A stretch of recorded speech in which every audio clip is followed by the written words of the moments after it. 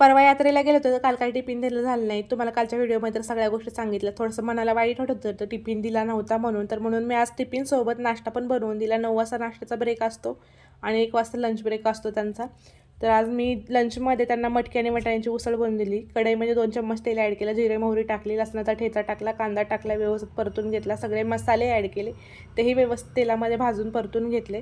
मटकीची उसळ टाकून घेतली, शेंगांचा कूट टाकला, चवीप्रमाणे मीठ, भरपूर सारी कोथिंबीर, 1 ग्लास पाणी ॲड करून 20 मिनिटं मंद आचेवरती शिजवून घेतलं. दुसऱ्या कढईमध्ये 2 चम्मच तूप ॲड केले. एक मीडियम आकाराचा बटाटा बारीक कट करून घेतला, तोही व्यवस्थित तुपामध्ये परतून घेतला. 2-3 हिरव्या मिरच्या त्या परतून घेतल्या. रात्री साबुदाणा भिजू घातला होता, तो ॲड केला आणि शेंगांचा कूट चवीप्रमाणे मीठ टाकून एक 10 मिनिट व्यवस्थित असं परतून घेतलं. थोडंसं दूध ॲड केलं, झाकण ठेवून 10 मिनिटं त्याला शिजवून घेतलं. छानपैकी टिफिन भरून तयार झाला होता. नाश्ता पण तयार करून दिला त्यांचा आणि टिफिन पण.